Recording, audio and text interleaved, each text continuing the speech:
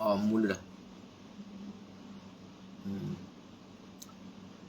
Assalamualaikum warahmatullahi wabarakatuh. Okay, ni sekarang ni buat jam pukul 10. Tadi saya ingat nak buat hadis baca doa hadis yang kedua. Okay, esok siapa teman setia tapi rasanya ada masa lapang ni pukul 10 ni kita sambung sikit lagi lah. Maknanya kalau setengah jam ke 40 minit tak lama sangat lah, boleh lah sambung sikit Jadi sebab benda ni penting kan. Agama ni, bila kita minat pada agama ni, kita banyak masa pada itu. Siang kita dah melumpuhkan pada hal dunia pekerjaan ni, malam kita nak rehat, kita dapat rehat sikit. Jadi hati kita akan jadi tenang. Bila kita dengar hadis, dengar Al-Quran, hati kita akan jadi tenang. Allah SWT akan turunkan sakinah. Jadi tadi saya nak baca mukadimah, tak sempat. Jadi saya rasa perlu saya baca sikit mukadimah daripada yang tu pengarang ni. Dia buat mukadimah.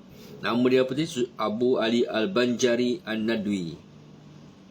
Buku ni dia ada di Kedah, di Madrasah Kedah. Nama Banjari ni. Banjari ni Banjar kan? Banjar. Gelaran dia. An-Nadwi. Nadwi ni apa Nadwi? Tak faham saya nak. Di Madinah tak? Orang Arab, bahasa Arab ni. An-Nadwi. Tempat di Arab. Baik An-Nadwi. Nama dia Abu Ali. Nyusun. Mukadimah dia macam ni. Dia beritahu, hati manusia adalah tempat pandangan Allah SWT. Hati ni Allah tak lihat pada cantik ke, besar ke, kecil ke, kaya ke, miskin ke. Allah tengok pada hati. Maknanya bila tengok hati, tempat di mana hati dah Allah menelek kita. Maknanya satu orang miskin, kalau amal agama dia berjaya. Kalau satu orang kaya amal agama pun berjaya. Maknanya Allah dia hati tadilah pada orang miskin. Orang membezakan miskin dan kaya. Allah tidak membezakan miskin dan kaya, kecil atau besar. Ia merupakan tapak semaya iman. Tempat hati dia tempat Allah letakkan iman. Etikat dengan iman tadi, perbuatan. Tegur dengan mulut. Kalau kita mampu tegur dengan mulut. Kalau tak mampu, kita tegur dengan tangan. Kalau kita tak mampu, kita cakap je. Kalau kita iman kita lemah hari tu, tegur dengan hati je. Hati kita, itu kuasa hati kan. Bila kita tegur dengan hati, supaya kejahatan tu tak terkena pada kita. Bukan tapak iman, tempat bertunas dan bercambah ke seluruh anggota badan dalam bentuk amalan yang merupakan bunga atau buah daripada apa yang telah tertanam dalam hati. Ini kalau hati kita tak dengar hadis, tak dengar hadis lebih daripada 3 hari, hati kita akan hitam. Tak baca Quran pun, hati kita berkarat. Beza. Karat hati ni, dia benda yang sama je lah. Ada beza lah karat. Macam kita polish balik lah. Kalau karat, macam kisah orang kan, kita polish balik hati kita karat. Kalau hati karat ni lama-lama kita jadi lupa. Dia lupa. Sebab Al-Quran tu adalah perkataan Allah SWT sendiri. Perkataan Allah, kalamullah, perkataan Allah. Karat kan, beza. Perkara tu saya rasa benda dah biasa orang dengar kan. Saya pun dah banyak kali cerita, berulang kali dah benda tu, banyak kali. Jadi dia kata tentang hati tadi. Hati manusia adalah tempat yang telah dipilih oleh Allah SWT. Hati, Allah pilih hati. Allah tak pilih tangan ke, kaki ke, otak. Itulah hati, tempat yang Allah pilih. Hati ke daripada maknanya tempat hati kita nak betulkan hati lah masalahnya. Hati kan pakai raja. Bila hati kita raja, hati kita betul, hati kita betul, maknanya semua anggota badan kita akan ikut perbuatan hati. Jadi semua orang ulama, semua nabi-nabi, la ilaha illallah, membetulkan amalan hati. Dalaman, batin, luaran. Di dunia ni orang betulkan luaran, kan? Tak tutup aurat, menampakkan, tak tutup bawah. Kalau isteri kita ni menggoda suami dia, kadang-kadang terselak kain lah, nampak kopek lah. Dia menggoda suami dia. Tak apa dah, dia tak goda orang lain. Orang perempuan. Hati apa tu? Maknanya Allah pilih hati. Tempat yang telah dipilih oleh hati ialah hati tempat dipilih oleh Allah Subhanahu Wa Taala sebagai wadah ataupun bekas kepada fitrah, akal dan hikmah. Oleh itu hati sanubari adalah sentiasa jujur dan benar, walaupun terkadang mulut pandai berbohong dan tangan berani mengambil sesuatu yang haram. Kalau hati kita betul tadi, kita tak berbohong dan kita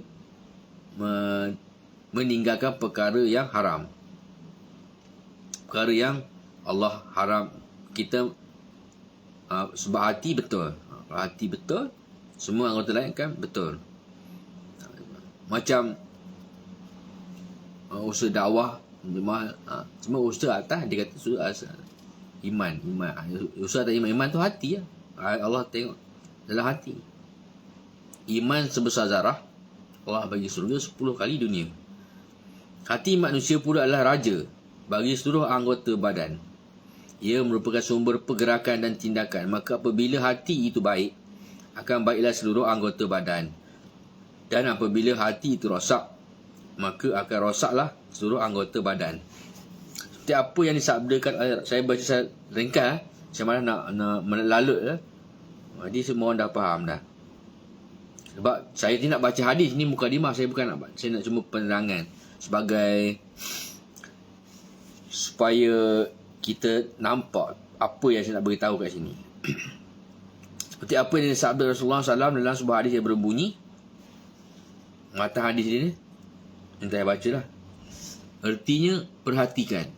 Dia kata beritahu, perhatikan, sesungguhnya dalam badan seseorang itu ada seketul daging.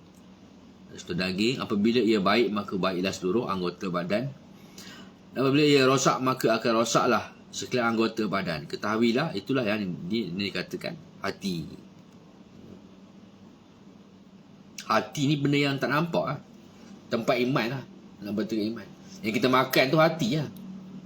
Hatinya hati. Hati kebab, hati lembu, hati ayam, hati. Kalau orang dapat sakit apa, nak nampak darah, nak tambah darah makan hati lah. Saya pernah sekali pergi saya tak boleh makan hati masa dekat jengka sekali. Dia buat hati, dia buat daging macam kicap memang sedap makan. Cuba makan hati tu. Nak makan tak boleh. Muntah situ juga. Makan sedap. Hati makan sikit je lah. Kalau saya tak makan hati, alergi. Dia rasa darah. Benda tu nak muntah. Ni hadis sahih. Hadis riwayat Bukhari dan Muslim. Bukhari pun meriwayatkan, Muslim pun meriwayatkan hadis sama. Saya teruskan lah ya. Nak tanya tak ada orang. Kalau tak faham, jadi saya ceramah je lah. Maka hati yang baik akan menyuruh anggota badannya berbuat kebaikan, dan sebaliknya hati yang rosak akan menyuruh anggota badan berbuat kerosakan dan kemaksiatan. Itulah kerja syaitan. Orang alim, satu ulama dia beritahu, hati ni tempat di mana syaitan merupa seekor nyamuk, kemudian dicocok tadi hati dari tempat darah, tempat dia minum darah tu seolah-olah macam seekor nyamuk. Dia cocok hati, bila kita lalai hati dia jadi hati kita akan rosak, hati kita akan digoda oleh syaitan. Caranya tadilah kita kena dengar hadis, hari-hari kena baca hadis. Baca hadis, baca Quran. Kalau tak baca, kita kena dengar, duduk. Orang nak baca, dengar hadis. Dan walaupun dekat TV boleh kan, boleh. Semasa sekarang ni dakwah di mana-mana, di pejabat dakwah, di surau masjid dakwah, dalam TV berdakwah juga.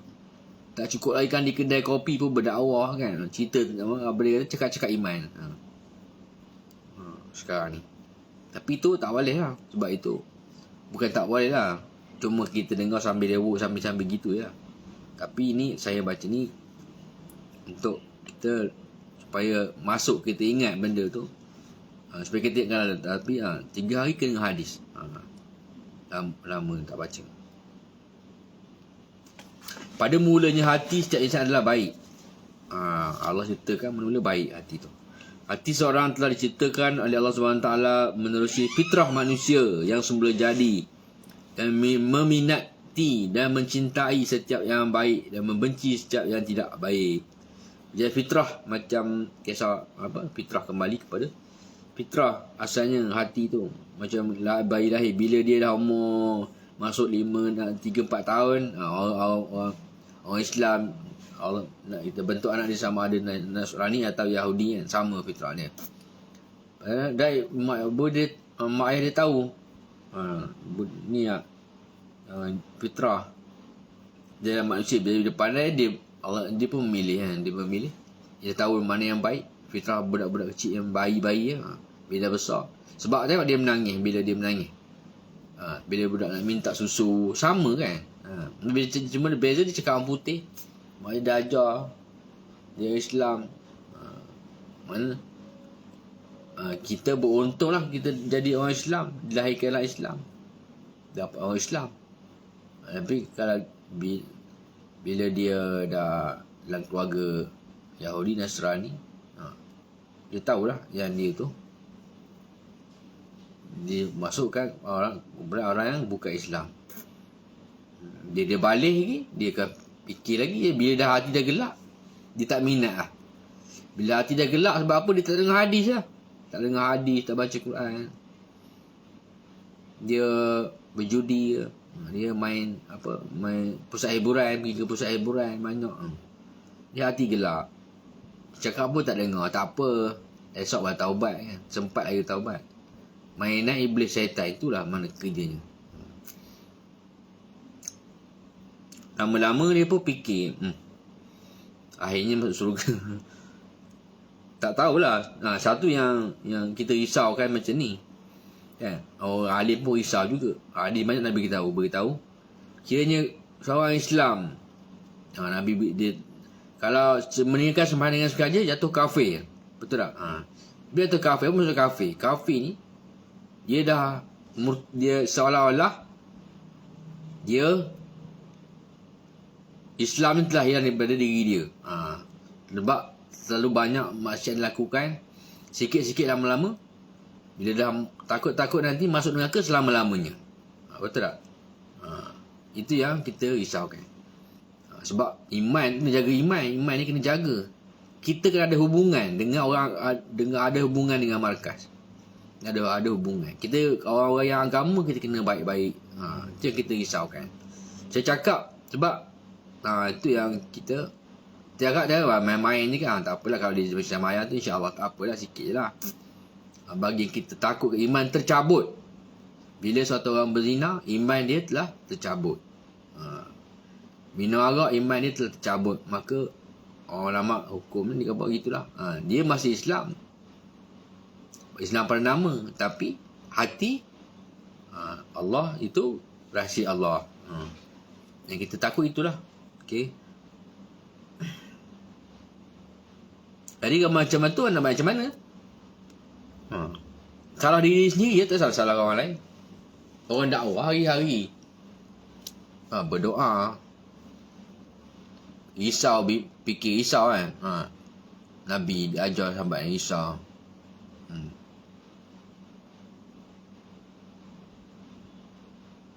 Macam ni, meminati. Satu lagi agama ni kita ada minat. Jadi meminati dan mencintai setiap yang baik dan benci setiap yang tidak baik. Maka atas dasar itulah terletaknya hukum taklif ataupun hukum-hukum syarak kepada seseorang. Ni belajar ilmu lain, ni hukum taklif ni. Atau hukum syarak kepada seseorang. Wallahu alam, saya pun tak pandai lah ni.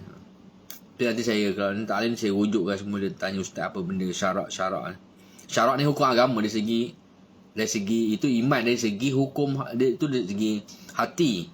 Jadi luaran ni syarak dia macam mana? Syarak dia.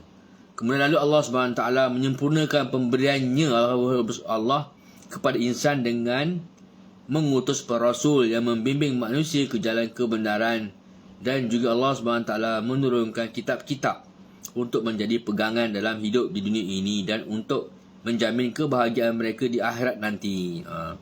Nabi dia dapat, Nabi beza dengan sahabat, sebab Nabi sahabat belajar dengan Nabi Muhammad seorang. Allah yang mengajar Nabi-Nabi serupa Nabi, termasuk Nabi Muhammad. Maknanya Nabi ni semuanya adalah ahli syurga.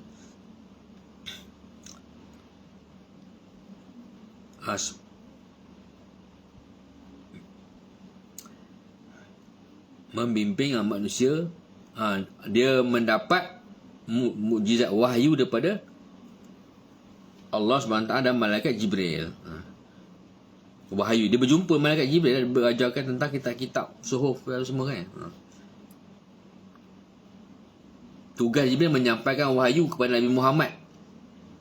Banyak Nabi Muhammad diajarkan wahyu sebanyak 124,000 kali.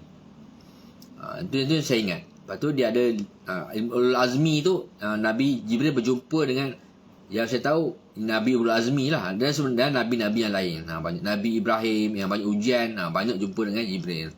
Nabi Musa, banyak Jibril. Tak ingat lah kan fakta-fakta tu. Kita ni sama je. Kita cuma bezanya dari segi iman amal itu je lah. Sebab kita biasa je. Ustaz Al-Idrus pun kata kita ni macam orang biasa juga. Yang membezakan tu iman tu dalam hati ni, orang tak nampak hati tu yang beza. Kerana percakapan satu orang yang banyak merenung kan, dalam mengingat apa Al-Quran, hadis.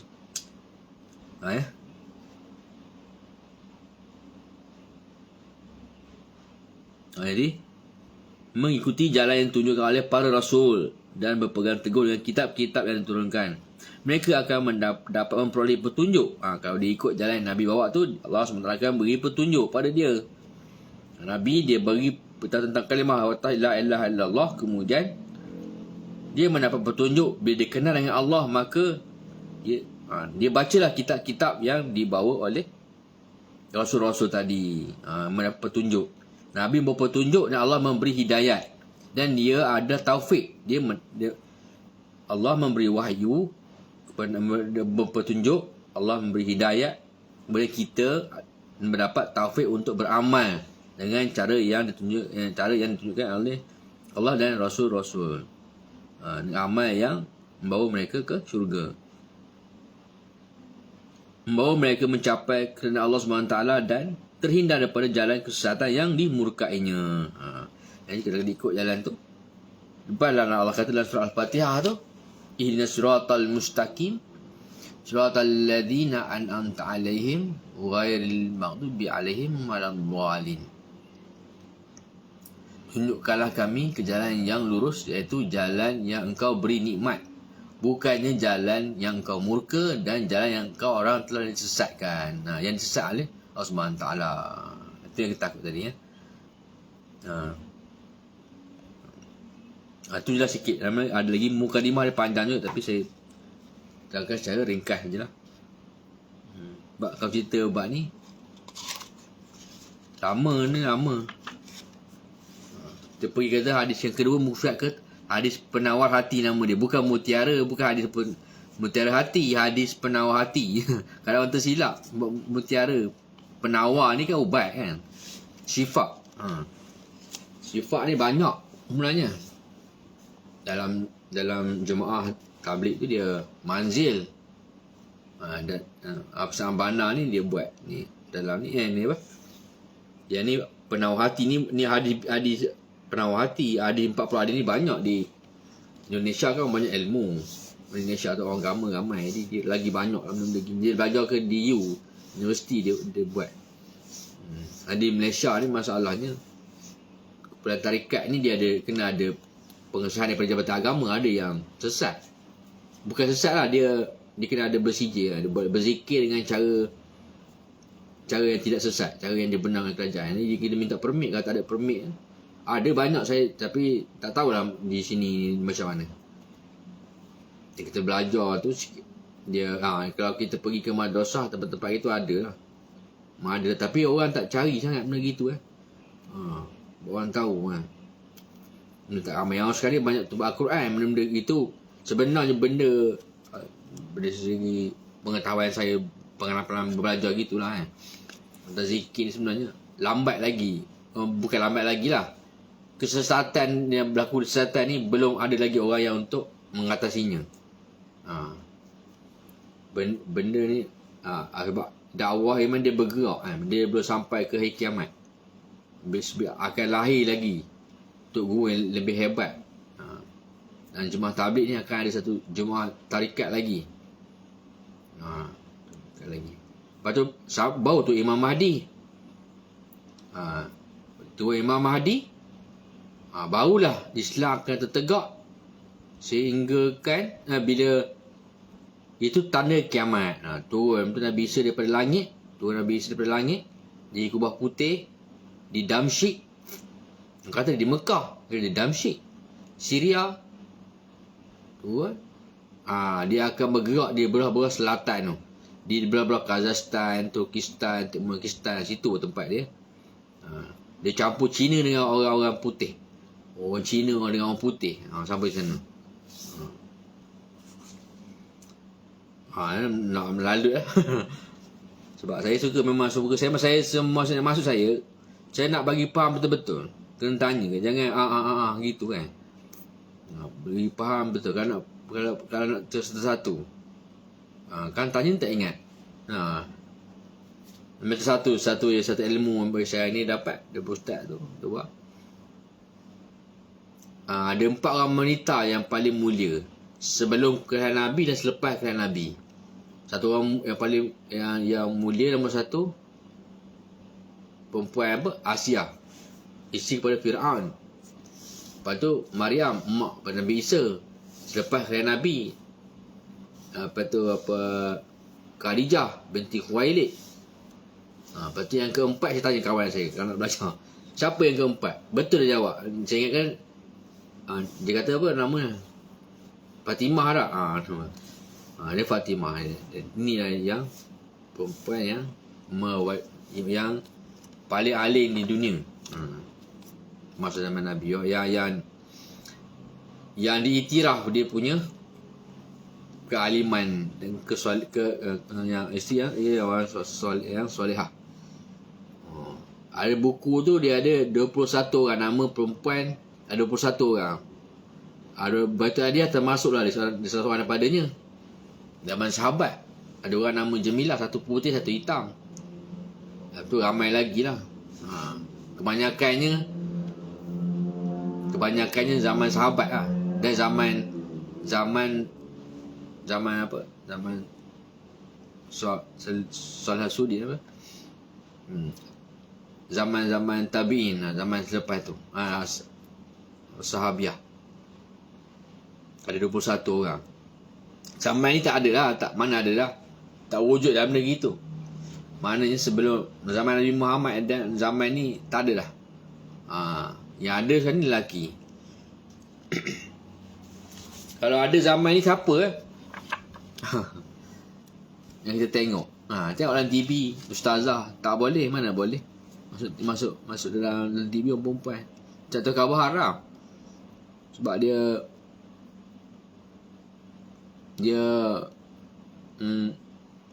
bukan orang bertakwa.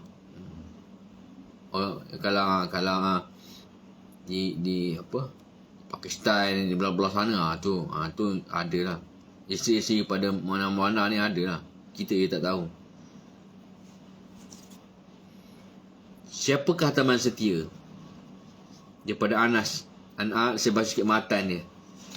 Matan hadis. Hadis pun kena belajar juga.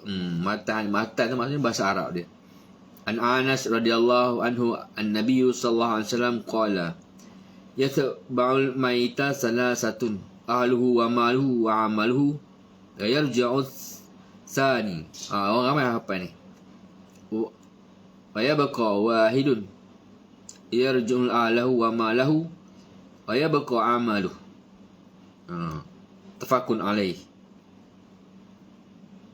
Artinya, daripada Anas bin Malik radhiyallahu anhu, Rasulullah SAW bersabda, ada 3 macam yang akan menghantarkan jenazah ketika dibawa ke perkuburan.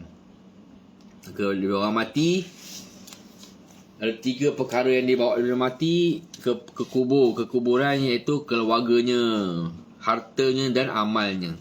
2 di antaranya akan kembali dan 1 lagi akan tetap tinggal menyertainya. Keluarga dan harta akan kembali, sedangkan amalnya akan tetap setia bersamanya. Hadis Bukhari dan Muslim. Keluarganya ikut dia. Keluarga dia pun ke kuburan keluarganya. Lepas tu harta tu amal yang kedua. Keluarga balik meninggalkannya. Keluarga, tak adalah sanak saudara dia keluarga tadi. Keluarga yang dulu-dulu kan. Keluarga ke apa? Termasuk lah. Yes, keluarga yang last sekali adik. Yang last sekali orang yang siapa yang sepatut last sekali, orang yang menjaga mak dia lah sepatutnya kan. 7 langkah dia tinggal, datang malaikat soal. Lepas tu harta pun ikut juga. Harta yang dia tinggal lah, harta rumah ke, tanah ke, duit, harta, tak bawa ke kubur. Tak bawa ke kubur. Dia bawa amal dia lah. Itu kena tahu. Kita tahu mana kita lah kena pandai. Kita nak bawa keluarga ke, nak bawa harta ke, nak bawa amal. Kalau kita bawa keluarga kita, dia tak dapat tolong dalam kubur.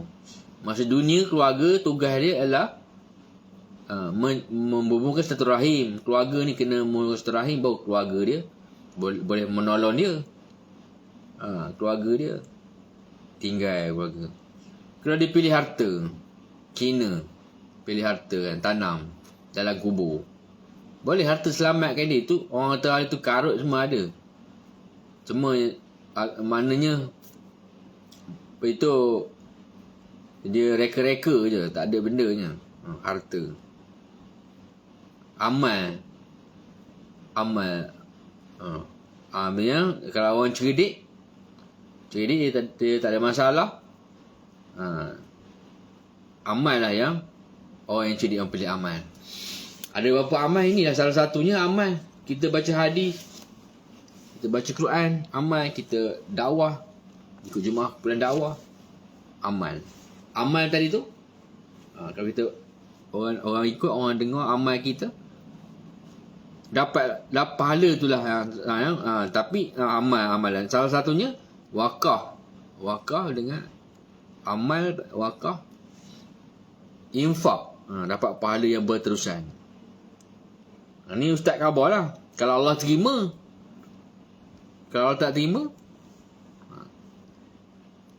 tapi dia mungkin satu keyakinan lah. Sebab kalau benda tu berterusan, contohnya tak untuk tempat dia bina tu, wakaf, tak untuk masjid, selagi hidup masjid tu berterusan. Apa kalau kena ribut pahala tu, tempat dia runtuh, dia roboh kan, tak ada dah pahala, tak apa dah.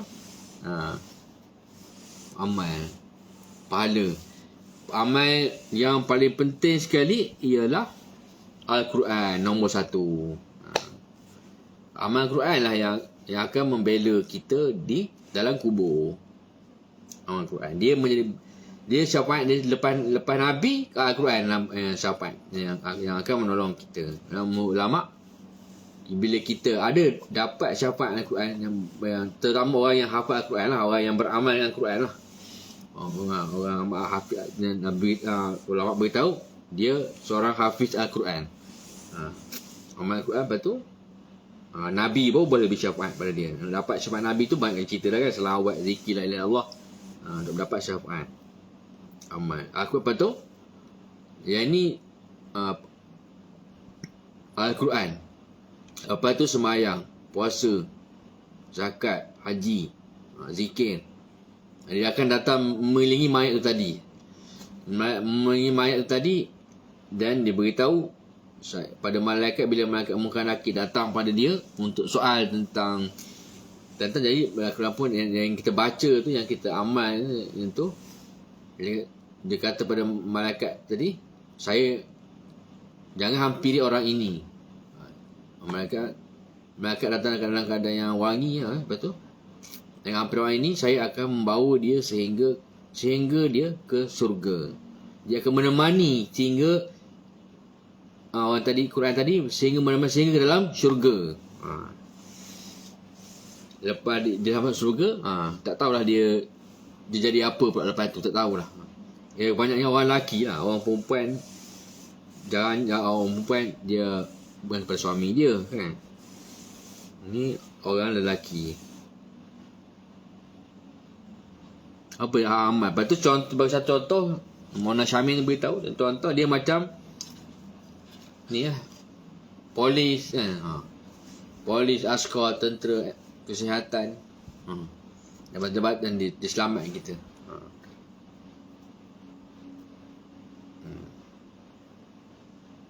Dia dalam tadi Dia pilih amal. Okey, dia amalnya tetap setia bersamanya, sedangkan amalnya akan tetap setia bersamanya. Dia akan sehingga ke surga, dia akan bersamanya. Keterangan, dia keterangan ni dia macam-macam lah, bergantung kepada ilmu dia lah. Ada orang live ni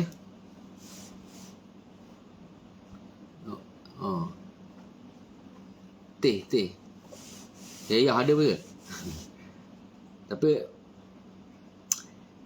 inilah kesudahan bagi keterangannya, inilah kesudahan bagi persahabatan kita kepada tiga golongan ini. Isteri yang kita cintai dan anak-anak yang kita sayangi, dan juga kaum kerabat. Mereka hanya dapat menghantar kita sampai ke tanah perkuburan, dan hanya dapat mengucapkan selamat tinggal kepada kita ketika melihat badan kita terkujur sejuk di liang kubur.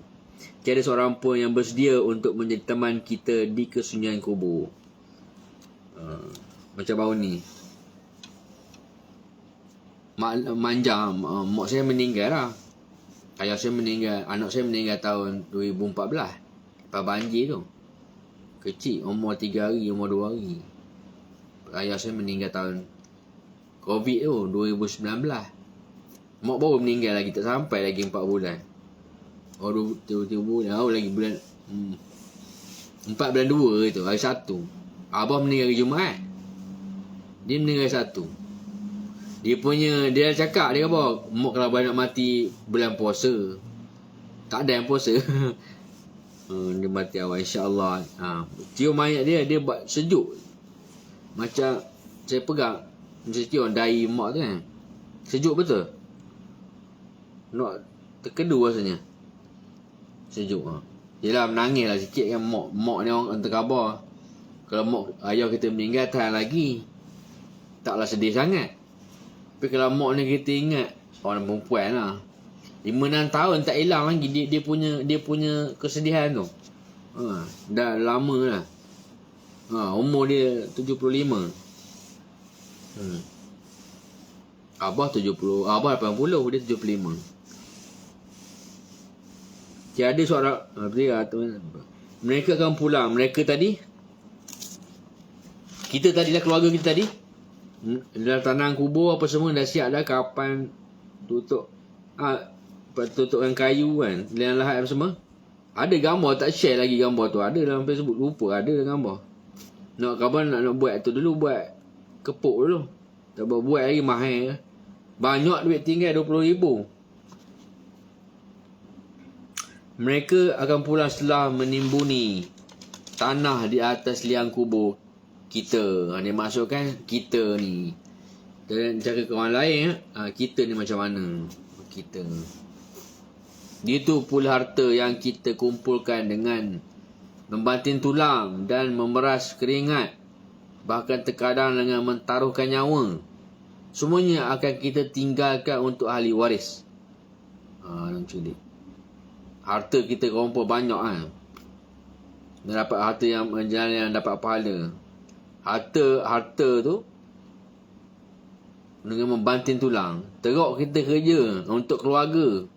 Membanting tulang nak kerja. Dan pukul berapa dah ni? Lama. Saya pun nak macam biasalah dalam 30 minit 40 minit gitulah. Lama-lama orang jemur cerita. Tapi tak apalah cerita. Membanting tulang dan memeras keringat. Bahkan terkadang dengan mempertaruhkan nyawa. Sanggup kerana harta ni kan. Berebut harta. Bunuh-bunuhan. Dah tentu ahli neraka kalau kerana berebut harta. Bunuh-bunuh pula. Semuanya akan kita tinggalkan untuk ahli waris. Yang kita usahakan. Beria sangat maksudnya. Jangan beria sangat. Sikit-sikit je. Bukan sikit lah. Kita kerja tu untuk keluarga maksudnya. Untuk keluarga, anak, isteri. Untuk anak, isteri. Dan sedekah tu untuk kita bersedekah, surau, masjid. Itu maksudnya. Mereka yang mempusakai dan menikmatinya. Kita teruk-teruk kerja, orang lain yang menikmatinya. Harta tadi tu, berebut tadi. Sedangkan kita yang akan ditanya, dari mana harta itu diperoleh dan ke mana kita belanjakannya. Ini satu ilmu. Bila kita banyak harta, macam apa? Sahabat punya harta, Abdul Rahman Auf, lambat masuk syurga. Kena tanya pasal harta dia. Banyak sangat harta. Tapi harta dia semua dia Allah. Kita ni yang masalahnya. Dah lah harta berebut. Orang berebut. Kita terseksa dalam kubur. Kena tanya lagi pasal harta. Tak lepas soalan tentang iman. Dalam kubur tak lepas macam mana? Kalau kita tak lepas tentang iman dalam kubur, perjalanan seterusnya ke alam akhirat pun semakin susah. Kalau lepas dalam kubur, semakin senang. Orang yang ahli syurga di dunia lagi dah, di dalam kubur lagi dah, dia akan masuk syurga sepantas kilat. Dia akan masuk syurga lebih cepat. Walaupun keadaan 50,000 tahun yang ditetapkan tadi, tapi hati dia, roh dia, perasaan dia macam dia masuk syurga dalam tempoh sekejap. Tak sampai 50,000 tahun. Tapi kalau orang tu ahli neraka, lagi rasanya seksa tu terasa lagi. Masa tarik nyawa tu terasa lagi sakitnya. Macam mana? Bukan nak kata 50,000 tahun. 50,000 betul. 50 tahun kan? 50,000 tahun. Bayangkan. Fir'aun ni Fir'aun pun orang yang ni lah. Orang yang menentang Allah. Orang yang meninjau Al-Quran. Orang yang membunuh Nabi. Orang Israel membunuh orang Islam dengan sesuka hati. Bahaya tu. Mana? Sedangkan kita yang akan ditanya, dari mana harta itu diperolehi dan ke mana kita belanjakannya. Harta tapat tadi kita belanjakan ke belanja, jangan beli nombor ekor. Belanja nombor ekor, belanja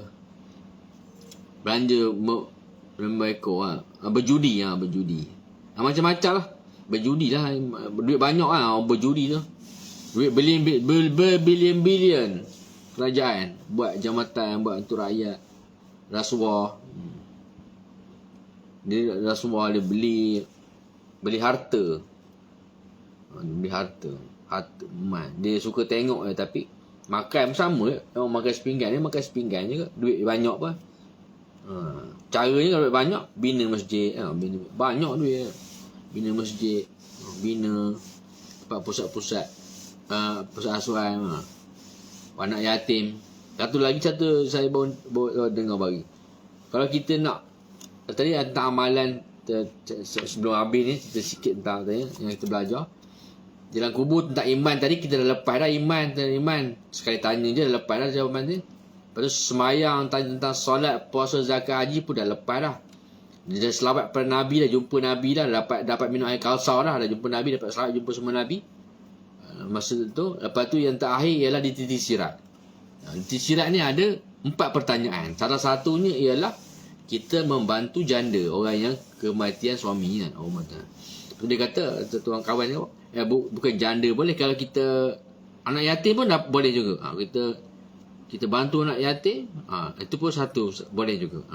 Selamat je dia dapat jawab. Ada pertanyaan dia cerita, bukan tak ada. Ada orang alim cerita pertanyaan ada, Allah yang tanya di situ. Tak tahu Allah tanya macam mana kan, kita tahu. Allah ke malaikat tanya semacam, kita tak tahu. Sebab itu Allah tanya buat apa. Allah kuasa, Allah ada kuasa. Allah maha mengetahui. Allah tak tanya pun Allah tahu dah. Mana amalan tadi tu, bantulah anak yatim. Kalau kita tak ada janda, kalau tak ada janda nak tolong, kita tak ada janda, kita banyaklah buat sedekah di anak yatim. Kita ni kurang si anak yatim sebab kita tak ada keluarga kami tak ada sangat yang anak yatim kan. Semua ada mak kan. Kalau mak terbakar mungkin ada lah kan. Tak ada kat sini, kurang. Tak tahu orang tempat mana anak yatim. Di tu pusat anak yatim, orang miskin lah, orang anak kita, bukan orang miskin sangat lah anak. Kita bela anak orang ada lah agaknya, termasuk lah bela anak yatim. Boleh lah, ada lah. Betul. Orang yang bijak ialah orang yang mempunyai rancangan bagi wawasan akhiratnya dan bersedia menghadapi kematian sebelum tiba saatnya. Itulah orang yang bijak. Orang yang bijak ialah orang yang membaca Quran dan mengerti mati. Orang yang bijak.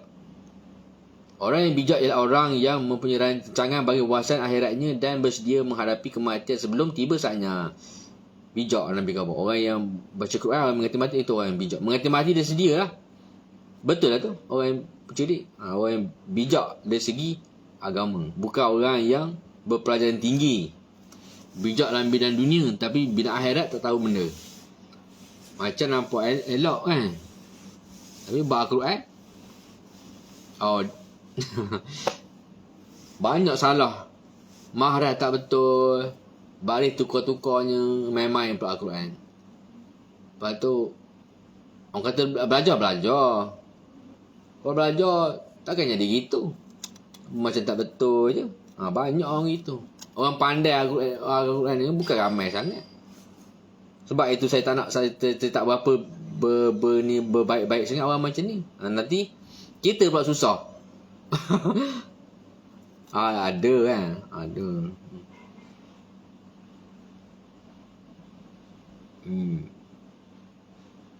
Itu orang riak, namanya riak.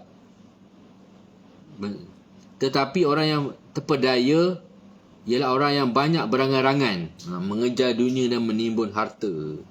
Terpedaya dengan terpedaya lah dengan yang orang cakap tu, kata dunia ni ialah orang yang dia kata 3 orang yang banyak ni. Terpedaya ni ialah orang yang berangan-angan, mengejar dunia dan menimbun harta. Maka apabila tiba saat kematian, barulah dia menyedari diri dan barulah berazam untuk berbuat kebajikan. Namun pada waktu itu sudah tidak berguna lagi penyesalannya. 3 orang ni berangan lah.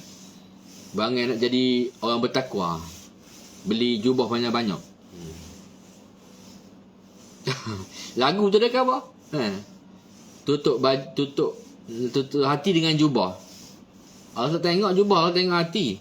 Betul. Berangan tu.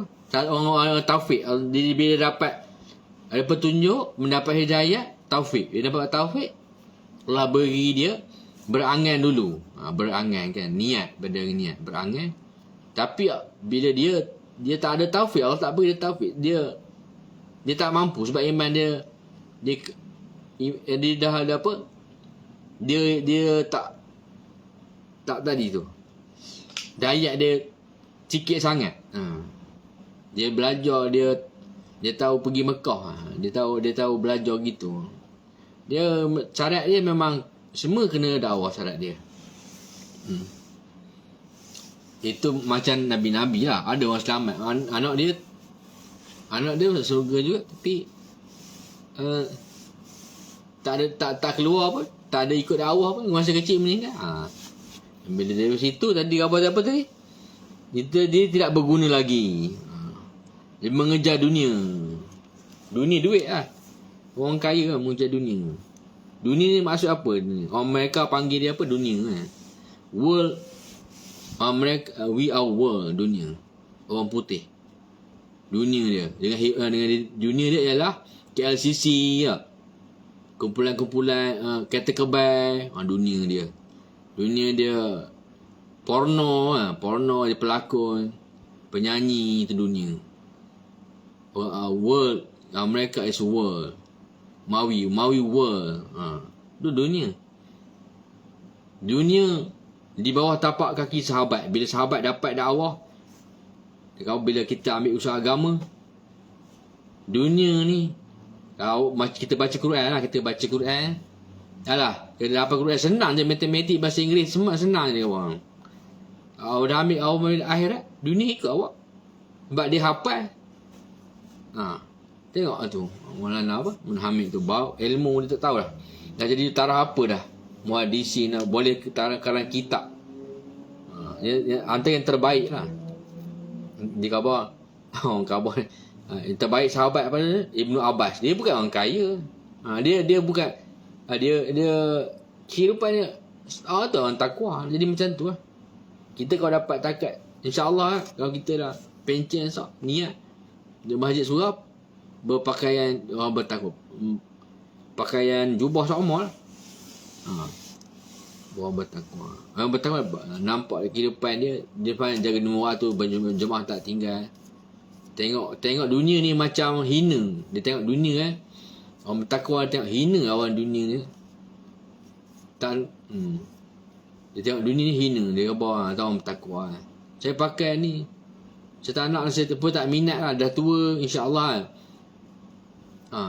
Tengok perempuan lelaki sama, hina lah. Macam apa dia belajar tu. Nabi khabar dunia ni macam orang tua kan, tak guna lah. Di make up je. Itu macam seekor kambing kan. Kambing dah macam apa nak dunia ni. Kambing ni busuk ke bawah. Hina dunia ni. Orang bertakwa.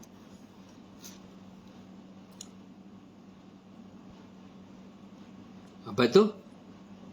Maka apabila dia menimbun harta. Nimbun harta. Mana harta? Rumah, harta, tanah, kereta, banyak kereta, duit, harta. Meninggalkan apa? Ada ke lah harta menginfak ke sikit. Memanggil ustaz-ustaz. Dia tak buat apa-apa ni, dapat pahala semua ni. Tak ada. Tu tak. Maka sebab apa? Bila tiba kematian barulah dia menyedari. Bila contohnya ada satu orang keluarga dia meninggal dah. Keluarga itu meninggal dalam keadaan yang apa? Buruk lah, meninggal mati husnul khatimah. Mati dalam keadaan buruk. Keadaan neraka, dalam keadaan yang keadaan memburuk, baru dia sedar. Maka barulah dia berazam untuk berbuat kebajikan. Dah terlambat dah.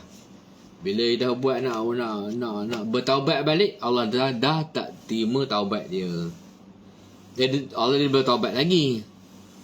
Tapi dah terlambat dah untuk buat semula. Dia syaratnya tadi tu. Dia kena harta dia tu jangan tambah dah. Gitu. Jangan tambah dah kan. Jadi miskin. Dia hina jadi. Tak, harta tak penting, tapi jangan menambah dah.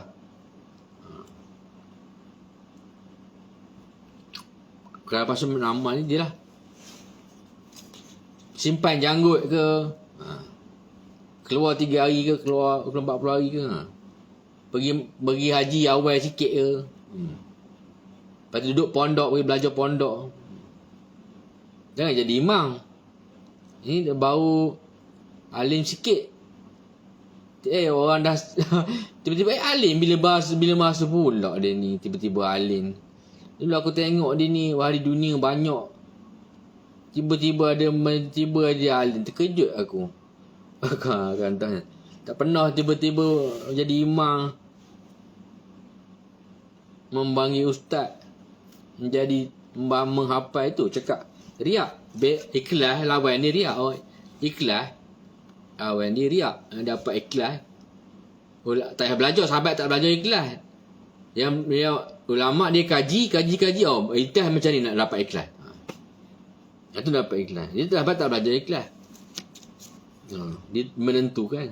Tapi beza riak. Riak ni satu sifat yang buruk lah. Riak menunjuk lah. Sedangkan awak tak kaya sangat, tapi macam mana boleh pakai kereta besar-besar? Biasa je, bukan doktor. Macam biasa je. Sama makan nasi sepinggan je. Nah sekarang ni, trend sekarang ni apa? Makan bungkus, makan orang makan kedai lah, belanja. Dia trend sekarang ni macam ni lah. Beli bungkus dekat kedai sedap-sedap lah. Lepas tu air bali, kena air bali dengan air bali suam ke, ikat tepi. Kalau ikat tepi, tumpah payah. Saya buat ikat tepi. Biasa saya ikat penuh. Dulu bungkus masa Covid tu. Sekarang ni makanan mahal. Nak makan sekali RM9, RM10. Jadi suruh isteri masak bungkus. Daya ke masak hari-hari? Fikir kot kan. Tapi kalau dah daya, amalan dia tak daya. Mana ada isteri berdaya sangat? Tak tahu lah. Ada ke sebenarnya? Dia tak pernah. Dia punya laki suami dia tak pernah gaduh dengan apa. Ya dalam berita. Dia saya tak pernah gaduh rasa. Mungkin ya juga. Tak ramai ada lagi tu. Okey lah macam tu. Boleh lah mana kalau dia tak gaduh. Elok lah rumah tangga dia bahagia lah. Trend sekarang ni. Bungkus lepas tu bungkus makan apa nasi goreng lah. Biasa nasi goreng, Maggi goreng, kodok. Yelah, mesti kita ikut trend. Orang main lato-lato, kita main lato-lato juga ikut trend lah. Yang terkini sekarang ni yang benda infak kan. Orang ahli fasik terkesan dengan duit kan, terkesan dengan masjid, kecantikan buat bini masjid itu ke apa? Kalau Allah terima dah, Allah tak terima tak ada. Mana yang untungnya orang ustaz lah yang untung. Dia pun tak tahu lagi. Ustaz lah yang untung.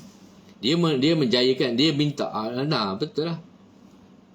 Trend sekarang ni. Orang dah pandai infak dah. Infak sabil. Baru ni saya dah pergi umrah dah kan. Masa tu ustaz apa bagus ustaz tu. Memang okey lah. Infak sabil. Beri makan infak sabil, dia panggil infak sabil. Sekarang ni infak, lepas tu wakaf, banyak wakaf untuk bina masjid, bina. Semua berapa pahala tu. Memang saya bila fikir-fikir betul ke dapat pahala berterusan. Tapi kalau tu dah diroboh 1000 tahun habis lah. 1000 tahun je lama tahan, lepas tak ada dah. Tak ada, berhenti dah. Macam kita mati kan, dalam kubur, orang yang masuk dalam kubur. Dia kalau orang surga, lagi Nabi Muhammad. Sekejap je dia rasa tu. Dalam kubur tu. Macam 2 hari, 2 jam, macam 2 hari je dalam kubur. Lepas lalu akhirat lagi cepat. Nabi. Silap. Nabi bukan orang yang masuk surga sepantai kita tak rasa, ada doa je. Doa dia. Lepas tu Bila menjerai diri, barulah baru berazam untuk berbuat kebajikan. Jadi taubat dah tertutup, baru nak buat. Tapi kena banyak bertaubat lah. Boleh taubat kita tutup sebelum mati kan.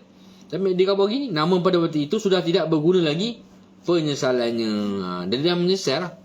Agak-agak adalah anak dia kansernya mati masuk surga. Tak tahulah. Tapi kalau dah 4 kali 5 kali macam mana? Boleh kita terima ke? Tu satu benda je. Awak ni tak sesal. Gitu. Lepas mati naka, lepas mati apa? Gagal. Lepas tu gagal, semua gagal. Tak buat dakwah lah macam tu. Tak ada lah yang anak-anak dia mencontoh untuk apis ke apa, tak ada. Nak tolong sikit-sikit. Nak doa ke makbul sikit-sikit, tak ada. Macam mana? Dan semua orang tahu benda tu, amalan tu. Jadi mana tu, ada orang nak doakan kita kan. Doa yang taklah makbul sangat lah. Memanglah kita doa bukan hari makbul. Doa makbul orang alim yang berdoa selama setengah jam, itu hari-hari makbul. Kita doa Melayu pun tak faham. Yang makbul tu maksudnya, yalah, dia hakikatnya bila makbul tu kan sampai tau doa tu. Dia doa kawan tu terasa sampai. Lepas tu kita baca tu betul. Kita faham mana husnul khatimah. Su'ul khatimah. Dia mati su'ul khatimah. Dalam keadaan mati yang buruk. Mati neraka, dan husnul khatimah tu mati surga. Oleh itu banyakkanlah berbuat kebajikan. Betul dia Allah ni pengarang ni khabar yang buat ni Abu Ali ni Al-Nadwi ni. Banyakkanlah buat kebajikan. Contoh, tingkatkanlah ketakwaan. Buatlah perkara akhirat sedaya upaya yang ada. Rajin. Puasa senang puasa. Kalau mampu puasa tinggal tu, puasa setahun. Buat setahun, jangan makan. Rajin sedekah, banyak-banyak sedekah. Jadi orang miskin. Tolong orang miskin. Buat pusat asuhan. Dan suka menderma. Jangan khabar korang derma. Tapi sekarang infak orang ni kena berkhabar. Nak ke bos pun kena khabar. Saya nak pergi bos ni. Pergi ke. Dulu mana ada khabar. Khabar nak derma. Apa derma apa yang sikit, banyak-banyak sikit lah. Kan. Habis harta betul-betul. Bukan apa, ikut betul kau tabligh tu. Tapi dia orang dia mati, yang dia tahulah orang ni kerja orang tabligh ni. Saya dulu ikut lah, tapi sekarang tak ikut. Bukan tak ikut lah, ada hubungan gitu je lah, hubungan dengan markas kan, jumpa kawan-kawan lama. Dulu ikut sangat, masa muda-muda lama lah. Itu yang lalu yang sebab apa? Sebab kita minat agama ni, jadi bila kita ikut dakwah ni, kita berdakwah sama-sama, kita jadi minat, kita boleh jadi ustaz. Kita bertaubat, dia tak buat dah, dah tak isap rokok dah, berhenti lama dah. Itu. Tak ada isap dadah, tak ada. Macam orang ni yang ganja tu kan, yang usaha dah, orang janggut tu kan, dah tak tahu, lama tak keluar kan. Pengasih tu orang banduan tu semua ikut tabligh tu. Rajin bersedekah dan suka menderma, dan membuat bekalan bagi perjalanan negeri akhirat yang sangat jauh itu. Tu je lah maknanya sebenarnya perkara nak maklum. Saya pun minta maaf lah, saya bukan nak ngatur orang kan, tapi contoh supaya orang pun jadikan apa, bukan jangan buat macam tu. Mana tadi riak, sombong, betul lagi apa, takabur, lain beza takabur, cakap besar, sun'ah, fasik. Lepas tu satu, saya jangan tak suka jemaah tabligh kan. Tak suka betul orang dakwah ni kan. Macam ustaz tu tak suka tabligh tu, sebab dia kena tinggal ke keluarga kan. Itu Dia sebab apa? Satu lagi, tadi cerita tentang taufik tadi tu kan. Dia hidayah kan. Hidayah daripada Allah tu tak dapat ke dia. Tak ada orang nak doa ke dia. Dia tahu. Allah tengok hati dia kotor. Nak dapat hidayah macam mana? Kena bertaubat dulu nak jadi baik ni. Datang dari diri sendiri. Dapat hidayah, dapat petunjuk, ada petunjuk, dapat hidayah, taufik. Baru Allah terima. Jadi maknanya sebelum kita macam ulama ni, hari-hari kita bertaubat. Ajaran tabligh ni menyuruh kita buat apa yang Nabi buat. Apa Nabi cakap kena tiru. Apa Nabi pakai kena pakai. Apa Nabi dia tu, tell me what to do, tell me what to say, tell me apa cakap, apa Nabi cakap macam mana, tell me what to do. Orang putih, lagu-lagu orang putih. Ikut Nabi. Sunnah. Itu panggil sunnah. Ini ikut Nabi. Sunnah yang ni tak penting lah. Pakai-pakai nak tu janganlah kan. Itu namanya tidak. Pakai kurta, nak pakai serban ikut lah.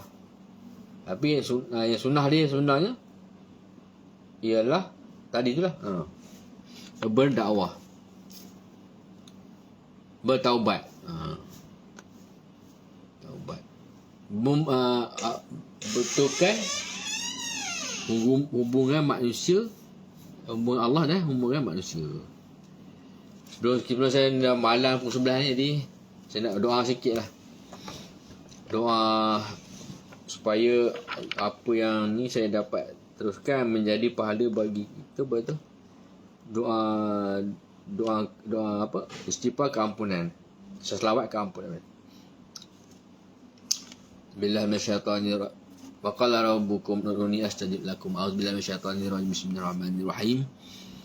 Bismillahirabbil alamin wassalatu wassalamu ala sayyidina Muhammadin wa ala alihi washabihi ajma'in. Allahumma rabbana taqabbal minna salatana tammah wa ighfir lana dzunubana amah wa la tu'azzina mal qiyamah innaka ala kulli syai'in qadir. Allahumma ahilna ma rasyida umurina wa aizna min syururi anfusina wa min sayyiati a'malina. Allahumma inni zalamtu nafsi zulman katsira wa aghfiru dzunuba anta faghfir minna kama innaka antal ghafurur rahim. Rabbana tu'akhizna inna Allah min khatimah wa la tahtim ya Allah bi khatimah wa maghfir lana dzunubana wa lilina warhamhuma kama rabbana jamil minal mu'minin wal muslimat al ahya'i minhum amwas bi rahmatika ya arhamar rahimin. Rabbana hab lana azwajina wa dhurriyyatina qurrata a'yun waj'alna muttaqina imama. Rabbana tu'akhizna in nasina aw akhtana rabbana wa tahmil alaina isran kama hamalta 'ala alladziina min qablina. Allahumma a'inni ala dzikrika wa syukrika wa ibadatik.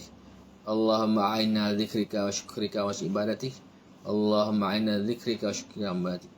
Wa sallallahu ala Muhammadin wa ala alihi wasallam walhamdulillahi rabbil alamin. Bagaimana subhanaka hamdika asyhadu an la ilaha illa anta astaghfiruka wa atubu ilaik. Ni habis ni kita sambung yang ketiga, hadis yang ketiga. Tajuk dia tidak saya study sikitlah, bukan nak merepek-repek je. Hadis ketiga, awak beli kalau boleh beli buku ni Penawar Hati ni, balik baca ni. 42 hadis ni. Seringan-ringan siksaan di neraka. Hadis ketiga, seringan-ringan siksaan di neraka.